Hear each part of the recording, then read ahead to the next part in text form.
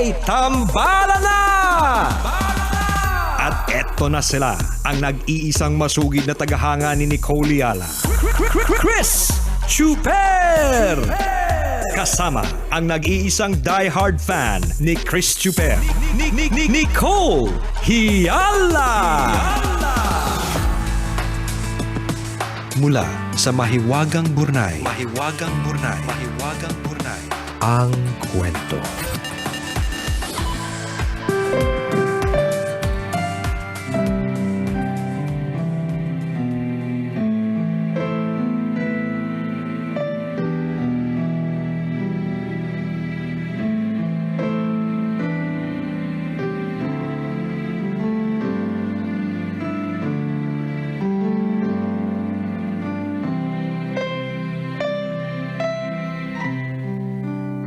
Nicole and Chris.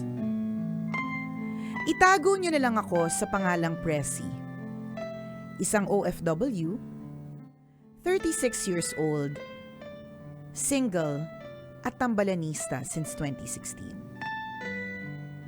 Sumulat po ako dahil gusto kong kunin ang pananaw ninyo sa pinagdadaanan ko sa pamilya ko ngayon. Gusto ko din po sanang humingi ng payo. 5 years po akong OFW sa Dubai. Mababa lang po ang sahod ko at wala akong naipon para sa sarili dahil pinag-aral ko ang kapatid ko mula high school hanggang matapos ng kolehiyo. Ang usapan namin, kapag nakatapos na siya ng pag-aaral at nagkatrabaho, siya naman ang magpapaaral sa bunso naming kapatid. May trabaho na ang pinag-aral kong kapatid nang umuwi ako sa Pilipinas saglit para magbakasyon. Yung isang kapatid ko may trabaho na din. Wala pa din naman silang mga asawa kaya pinaalala ko yung usapan namin noong nasa Dubai pa ako. Sabi ko, pag abroad ko ulit, magbibigay na lang ako kada buwan sa parents namin. At sila na ang magpapaaral sa bunso naming kapatid. Hindi nila nagustuhan ang sinabi ko. Hindi na nila ako kinakausap kahit sa family group chat. Yung bunso namin, blinak ako sa Facebook. Hindi ko na lang din sila mini-message. Wala akong choice kung hindi mag-isa dahil wala akong pamilyang nakakaintindi sa akin. Pakiramdam ko, ang sama-sama ko sa paningin nila. Hindi ko alam kung bakit hindi nila maintindihan na kailangan ko din namang mag-ipon para sa sarili ko. Mabuti pa sila pag-gala-gala lang kung saan-saan at panay ang gasto sa hindi naman importanteng mga bagay. Samantalang ako, ilang taon na akong nagtitiis.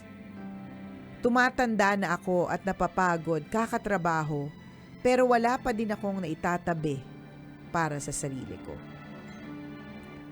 Tambalan, naging masama po ba akong kapatid sa kanila kahit ibinigay ko lahat-lahat, sukdulang wala nang matira sa akin? Sana po ay mabigyan niyo po ako ng payo kung ano ang gagawin ko sa sitwasyon ko ngayon. Hanggang dito na lang po at maraming salamat sa pagbasa ng aking sulat. Ang inyong tambalanista, Pressy.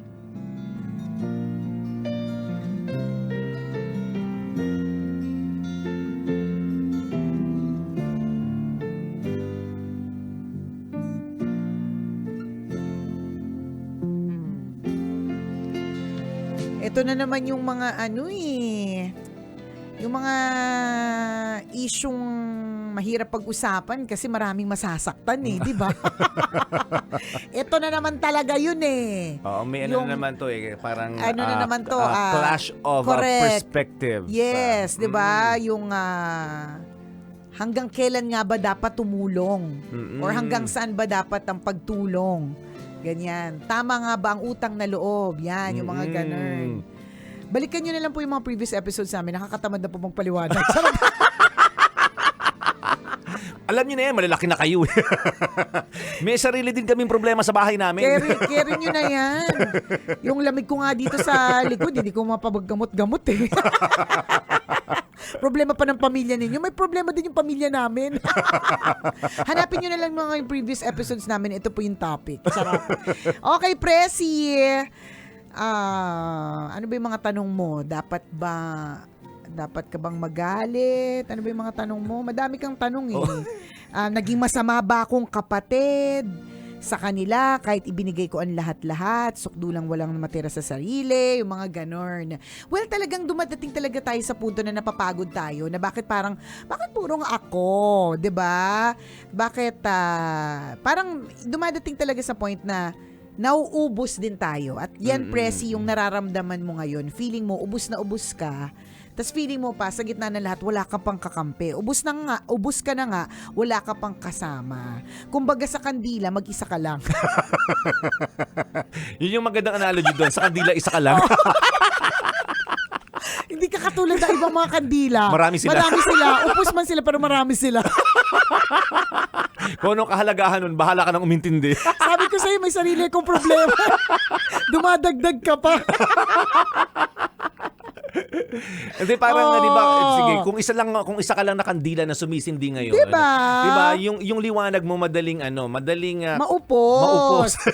Kumpara pa rin pinagsama-sama yung maraming kandila. Correct. Matagal kayong maupos. Tama. Hindi, masaya pa din. Kasi at least madami sila. Hindi, wala na-envision ko lang bigla kasi kakagaling ko lang partner sa Manawag. Oo. Last week. So, pagka ganun kasi, yung oras kasi na napunta kami doon is yung oras na wala masyadong tao.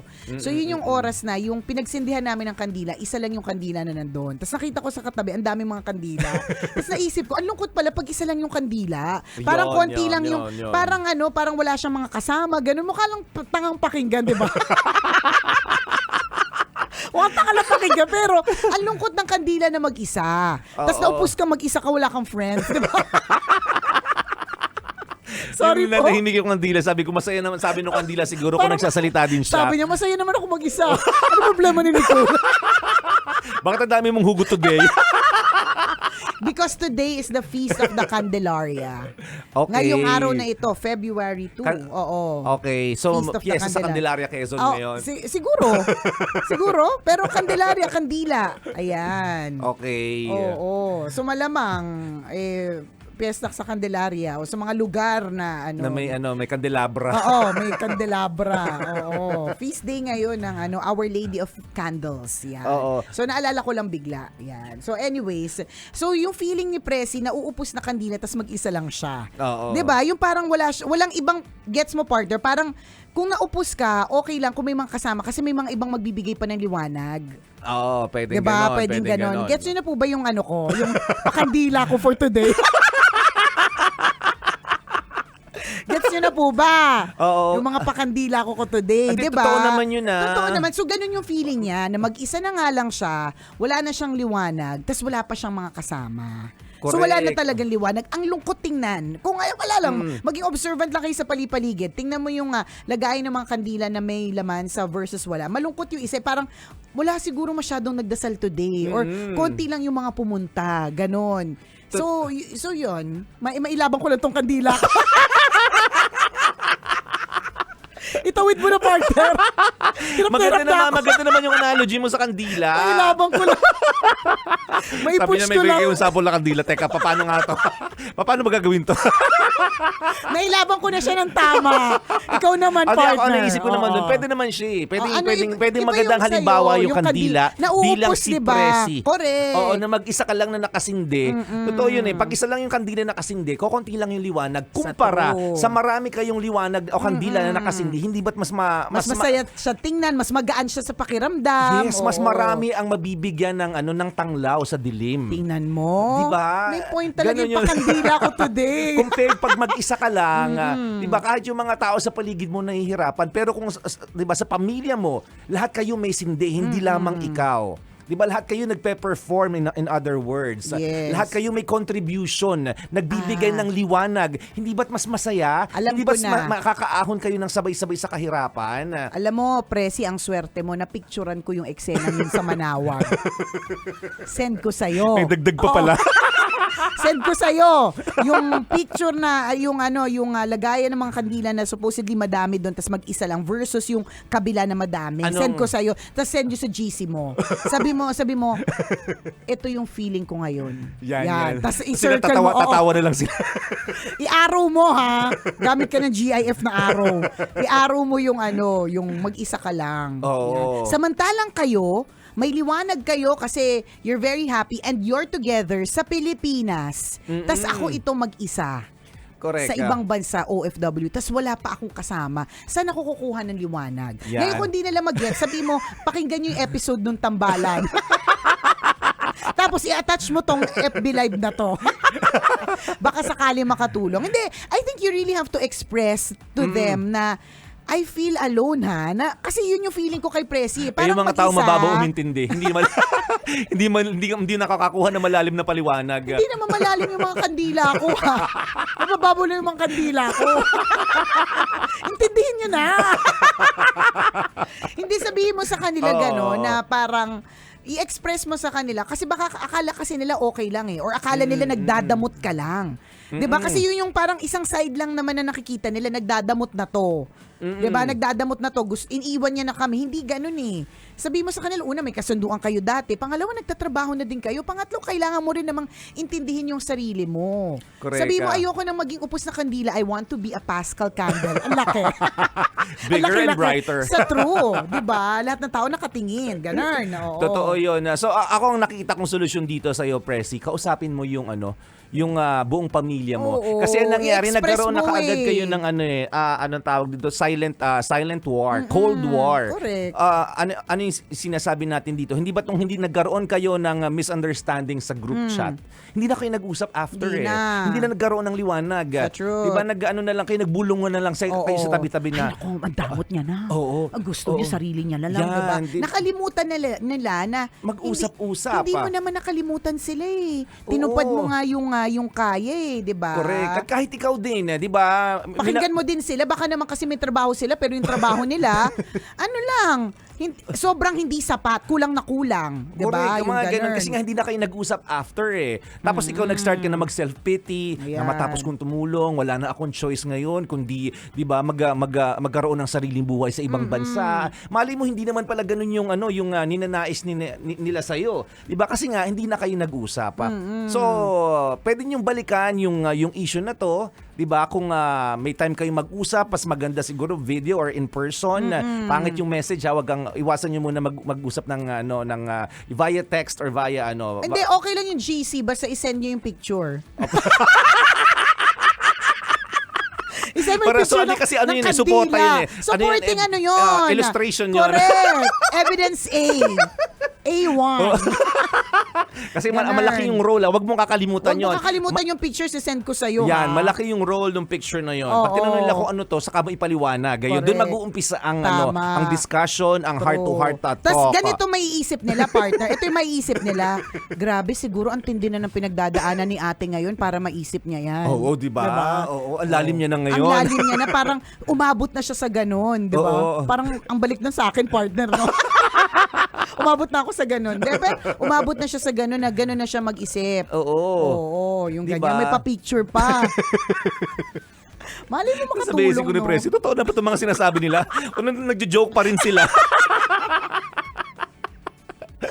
Ano ba? Balak ako anong kukunin mo. Oo. 'Di ba? Pero ang most importantly, really express how you feel. Yes. Kasi ang mga tao po ay hindi po sila propeta. 'Di ba? Correct. Parang katulad ng jowa.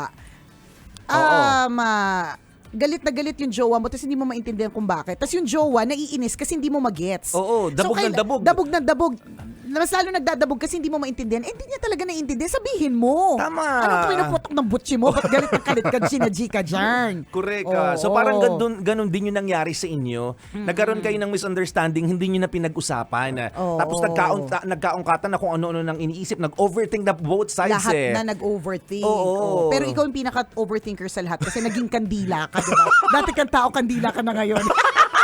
Ikaw yung pinaka-overthinker sa lahat. So, may isip nila, ay, grabe na talaga yung nangyari sa kanya. Pero, ito, babalik lang tayo dun sa pinaka source nung problema, I think talaga, meron lang din talagang hangganan yung pagtulong. Oh, isa pa rin yun. Oh, yun Para talaga hindi ka yung- nasaktan. Hindi ka Oo. masasaktan ng ganyan. Kumbaga, you've done your part. Minsan kasi kapag masyado nagiging dependent sa atin yung ibang tao, hindi na sila gumagawa ng mga ways. Diba? Correct. Kaya parang group leader sa sa isang project sa school. Kuya Boyet, anong ginagawa mo? Yumayanig yung camera ni Nicole. Bakit? Naging kandila na ba ako? Hindi, pero parang project sa school. Oo. Kapag ka yung leader, siya lang yung gawa ng gawa, magiging dependent lang sa kanya yung mga tao eh. Hindi na sila kikilos. Kaya na ng leader, siya yung matalino.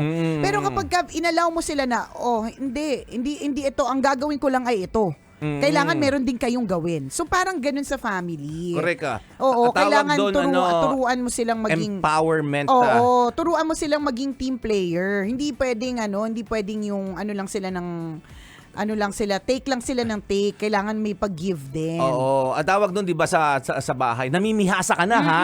Sasabihin ng nanay mo. Sa truth. Correct, kasi kailangan mo din silang turuan. Kunyari, parang sinubuan mo sila ng limang taon, di ba, para kumain. Correct. Di ba? Pero kung hanggang 15 years old, sinusubuan mo pa rin. 20 years old, tawag doon namimihasa. At saka hindi mo na sila sila inaalaw na matuto. Oo, hindi na Di ba? sila natuto. Oo. So, ganun din. Na parang in your case, tinulungan mo sila sa panahon na kailangan nila ng tulong mo. Pero ngayong kaya na nilang tumayo sa sariling paa, Hayaan diba, mo may sila. trabaho na nakapagtapos ng pag-aaral, di hayaan mo na sila. Hindi ka Correct. masamang tao noon. You're not a bad person. Yes. Kung iisipin mo din yung sarili mo. Tama. Ha? Thank you ng bonggang-bongga sa iyo, Presi, for sharing your story at naway kahit papaano nakapagbigay ng liwanag yung kandila ko. Ay, nakatutok sa atin si Father Alan Samonte. Hi, Father Alan! Oy, si Father Alan! Kasama daw niya ang kanyang staff na sina Toto, Novi, Lay at Angie. So sabi din ni Father, ngayon ko lang nabasa, may hangganan ng pagtulong. Dapat wag ikonsente para na maging parasite. Yan. 'Di ba? Yung mga tao sa palipaligid. Correct. Oh, Sip-sip lang ng sip-sip. Ganon din may mga parasite. Correct, ganun. Para mga surot. Tama. Diba? Didikit sa'yo para sumipsip. Correct. Ganon. Ay, nako, nakakalurk eh. Good luck, Presi. Kaya mo yan.